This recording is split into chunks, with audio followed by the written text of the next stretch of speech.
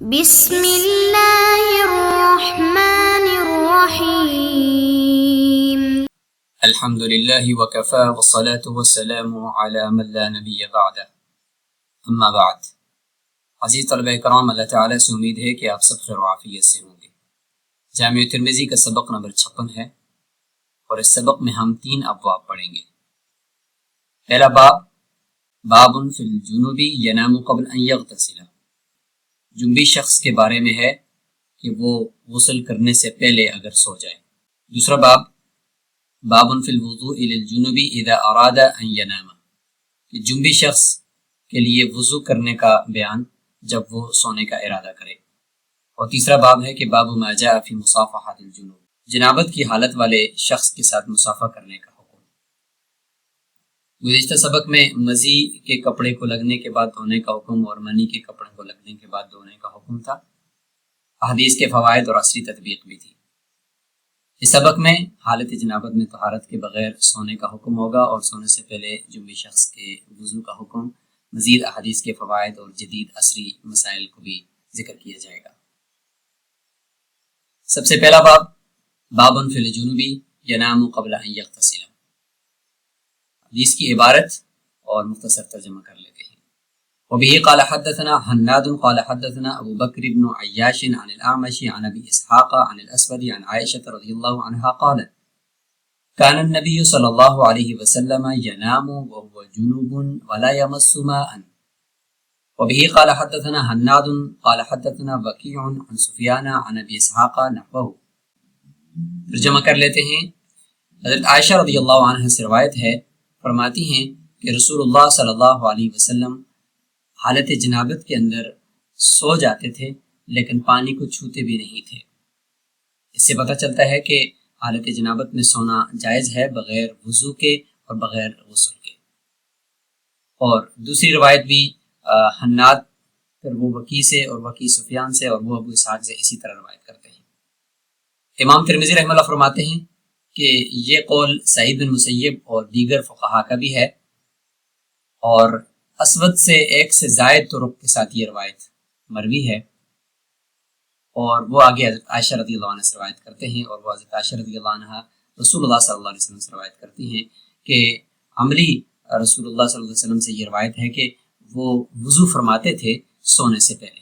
اب اس سند سے جو روایت آ رہی ہے اس میں یہ کہ کان یتوضؤ، کہ سونے سے پہلے وضو فرمایا کرتے تھے۔ فرماتے ہیں کہ یہ والی جو بات ہے یہ ابو اسحاق کی حدیث سے یہ والی حدیث اصح ہے، اور فرماتے ہیں کہ ابو اسحاق سے یہ حدیث شعبہ نے بھی روایت کی ہے اور ثوری نے بھی روایت کی ہے، اور اس کے علاوہ بھی بہت سے راویوں نے روایت کی ہے، اور وہ یہ سمجھتے ہیں کہ یہ ابو اسحاق کی طرف سے غلطی ہے کہ جس میں یہ ذکر ہے کہ آپ صلی اللہ علیہ وسلم بغیر پانی کو چھوئے سو جایا کرتے تھے، بلکہ حکم یہ ہے، بلکہ حقیقت یہ ہے کہ آپ صلی اللہ علیہ وسلم جب رات کے پہلے پہر کے اندر ہم بستری فرماتے تھے تو پھر تو وضو کر کے ہی سوتے تھے، اور اگر تہجد کے وقت ہم بستری فرماتے تھے تو اس وقت پھر مختصر سا بغیر وضو کے اور بغیر غسل کے تھوڑا سا آرام فرماتے اور پھر اٹھ کر فجر کی نماز کے لیے غسل کر کے پھر نماز پڑھاتے تھے۔ تو یہ اس طرح سے پوری ترتیب رہی ہے۔ اگلا باب بھی ہم دیکھتے ہیں، باب فی الوضوء للجنب اذا اراد ان ینام، کہ حالت جنابت میں سونے سے پہلے وضو کرنے کا حکم۔ وبه قال حدثنا محمد بن المثنى قال حدثنا يحيى بن سعيد عن عبيد الله بن عمر عن نافع عن ابن عمر عن عمر رضي الله عنهما انه سأل النبي صلى الله عليه وسلم اينام احدنا وهو جنوب قال نعم اذا توضأ۔ ترجمہ کرتے ہیں، حضرت عبداللہ بن عمر اپنے والد حضرت عمر بن خطاب رضی اللہ عنہ سے روایت کرتے ہیں کہ آپ صلی اللہ علیہ وسلم سے حضرت عمر رضی اللہ عنہ نے پوچھا کہ ہم میں سے کوئی ایک حالت جنابت میں سو سکتا ہے؟ تو اللہ کے نبی نے فرمایا ہاں سو سکتا ہے، بشرطے کہ وہ وضو کر لے۔ اور اسی باب میں حضرت عمار، حضرت عائشہ، حضرت جابر، حضرت ابو سعید اور حضرت ام سلمہ رضی اللہ عنہ۔ امام ترمذی رحمہ اللہ فرماتے ہیں کہ حضرت عمر رضی اللہ عنہ کی یہ جو روایت ہے یہ روایت سب سے بہترین روایت اور اصح روایت ہے، اور صحابہ اکرام اور تابعین میں سے بھی اکثر کا یہی قول ہے، اور یہی سفیان ثوری، عبداللہ بن مبارک، امام شافعی، امام احمد، امام اسحاق، سب کا یہی قول ہے کہ اگر حالت جنابت میں جنبی شخص سونے کا ارادہ کرنا چاہے تو اس کو چاہیے کہ وہ پہلے وضو کر لے پھر سوئے۔ اور تیسرا باب بھی یہاں پہ دیکھتے ہیں جو حالت جنابت سے ہی متعلق ہے کہ مصافحہ کرنا جنبی شخص کو کیسا ہے.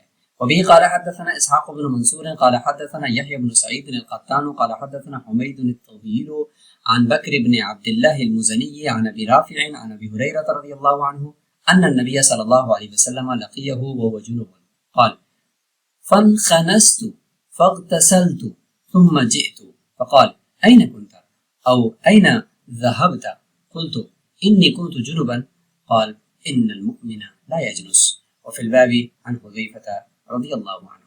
ترجمہ کریں گے.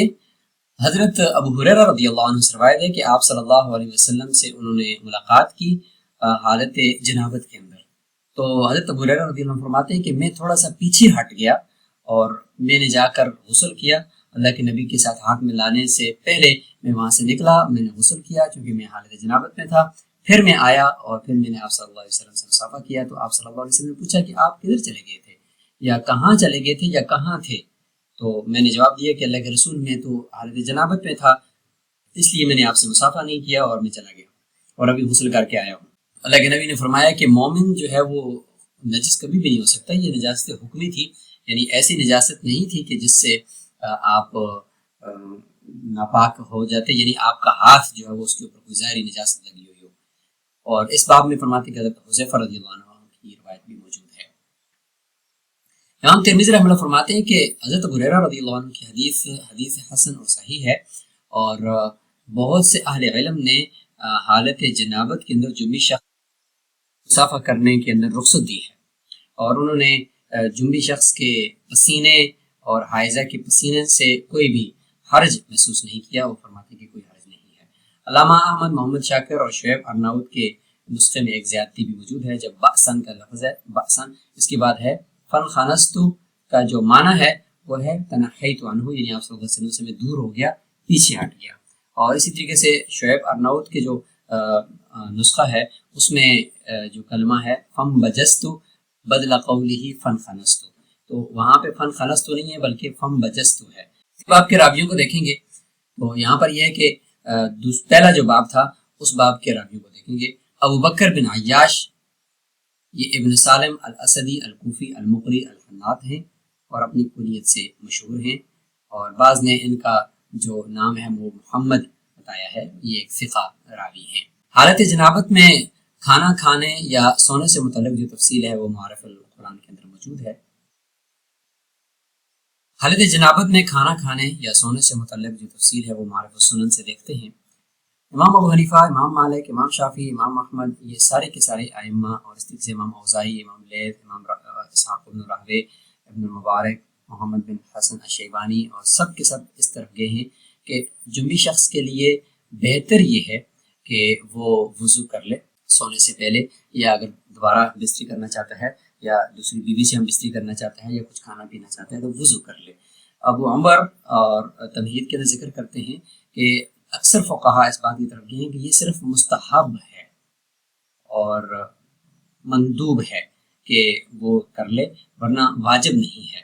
علامہ سفیان ثوری, حسن بن حی, ابن المسیب, امام ابو یوسف رحمۃ اللہ اس طرف گئے ہیں کہ جنبی شخص کے لیے کوئی حرج نہیں ہے کہ وہ بغیر وضو کے سو جائے, اور یہ اس طرف اشارہ کرتا ہے کہ یہ صرف مستحب ہے کہ وہ وضو کرے, اور اسی کو علامہ ابن حزم نے بھی اختیار کیا ہے. ایک بہت ہی کم جماعت فقہا کی وجوب کی طرف گئی ہے, ان میں سے ابن حبیب, امام داؤد اور اس کے علاوہ اور دیگر چند علماء کرام ہیں. اور اس کے علاوہ بعد میں جنہوں نے وضو کا حکم دیا ہے ان کا آپس میں بھی پھر اختلاف ہے کہ کیا وہ نماز والے ہی وضو کریں, یا صرف وضو کا مطلب یہ ہے کہ وہ اپنے جو شرمگاہ ہے اس کو دھو لے, اپنے ہاتھوں کو دھو لے اور کلی کر لے, جس طرح عرب کے اندر اس کو بھی وضو کہا جاتا ہے. تو اس میں پھر بعض کے نزدیک مکمل وضو مراد ہوگا, اور بعض کے نزدیک جو ہے وہ صرف اتنا وضو شمار ہوگا کہ جتنا بس اپنے آپ سے گندگی کو دور کر دے. ابو اسحاق کا جو وہم ہے اس کی وضاحت یہاں پہ موجود ہے.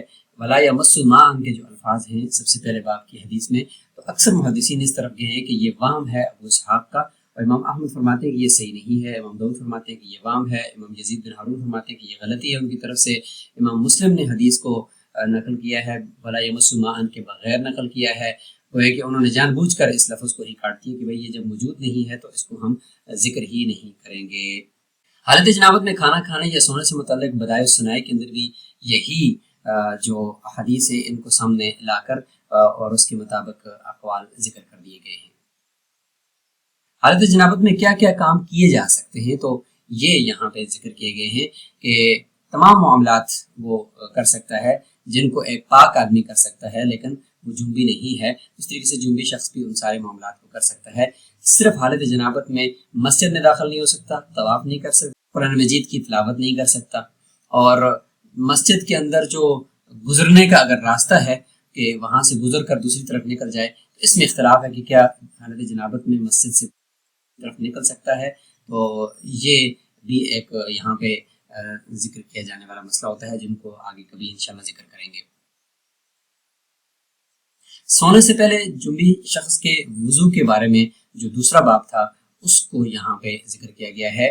جو وضو کو مستحب سمجھتے ہیں، جن کی تفصیل پچھلے سلائیڈ کے اندر آ گئی، تو ان کے اوپر ایک اشکال ہوتا ہے کہ یہ دیکھیں نسائی ابو داؤد نے ایک حدیث ذکر کی ہے، وہ یہ کہ لا تدخل الملائکۃ بیتا فیہ صورۃ ولا کلب ولا جنب، کہ جنبی شخص کے اوپر بھی فرشتے جو ہے وہ داخل نہیں ہوتے۔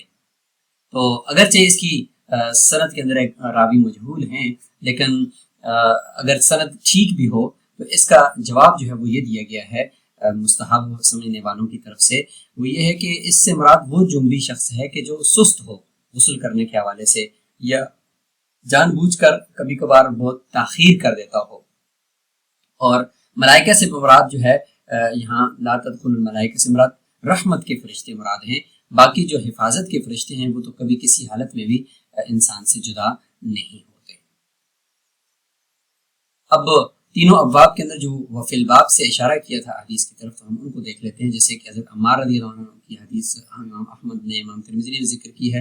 حضرت عائشہ رضی اللہ عنہ کی جو روایت ہے اس کو ایک محدثین کی جماعت نے ذکر کیا، جس میں رسول اللہ صلی اللہ علیہ وسلم کے حدیث کو یوں الفاظ کے ساتھ ذکر کیا کہ کان رسول اللہ صلی اللہ علیہ وسلم اذا اراد ان ينام وهو جنب غسل فرجه وتوضأ وضوءه للصلاة۔